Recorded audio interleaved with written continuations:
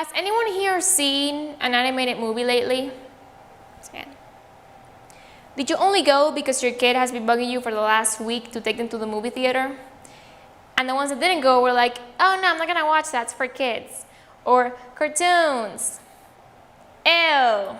I've actually heard that. And that simple reaction belittles an entire world of endless possibilities. Just because the letters PG sit at the top left corner of the billboard.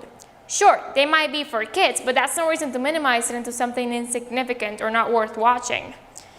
Animated movies don't sell to kids because of the pretty colors or catchy songs. They sell to kids because they are the ones that want to see what they haven't discovered.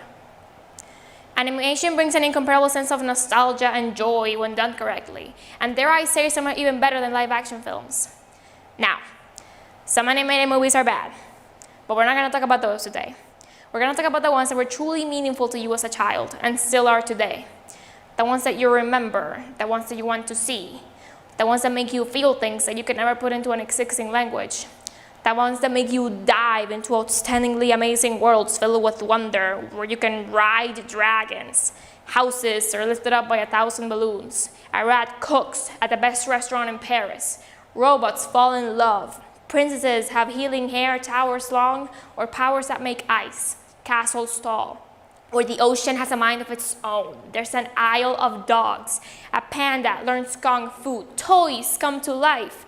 You get to experience cultures that you've never known before. Animation pushes boundaries, it has no limits, and also including the alluring, breathtaking visual effects that make you lean back and say, wow. So modern animation usually doesn't use the classic method of hand drawings or stop and motion anymore, where you place the images and pass through them frame by frame to create the illusion of motion.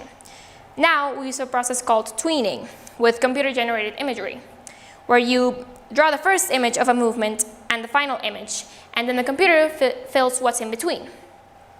For you to get the idea, to make Academy Award winner Spider-Man Into the Spider-Verse, it took 177 animators, each one a week to animate 1 second of footage, and a year to animate 10. Of course, movies have their own animation style, but every single one follows the same criteria for the actual production process. They start with storyboarding, the graphic script of the film. Then there's more technical stuff like rigging, where they make a 3D model of the character, a skeleton, if you will, and that they get to assign movement to. Then we got character animation, where they bring life to those skeletons, and they would actually act out the scenes and to use as reference for later. Then, this is my favorite one, there's character simulation. These people are the ones that are responsible for every interactions that the character has with objects, like hair, clothes, fur, feathers, you name it, they got it. If a character sits on a couch, they are the ones that make the couch budge. We got May painting, where they make all the beautiful vistas and cityscapes. They build the oceans, mountains, and skies of the respective world. We got FX, where they make all the very tiny details that you take for granted, like particles of sand, the shine on tiny objects, the cracks of ice, and Merida's curls. There's even a group of people that uses math formulas to create the texture of moss. Moss! Basically, they do the final cleanup of the film. And for you, this production process is long and expensive. Tangled spent 6 years in production and $200 million to make, making it one of the most expensive animated films of all time. Done with the technical part, now. What actually makes this movie so wonderful, so unforgettable? It all comes down to what it makes you feel. And Pixar has proven to be a master at making people cry. And they accomplish this by how they use music. So many studios will give a theme to a movie. You can go a step further and give a theme to a character. Pixar assigns a theme to a relationship. It can be a dad and son relationship, a friendship, a love relationship, any type of meaningful connection between two characters. And it's how they use it too.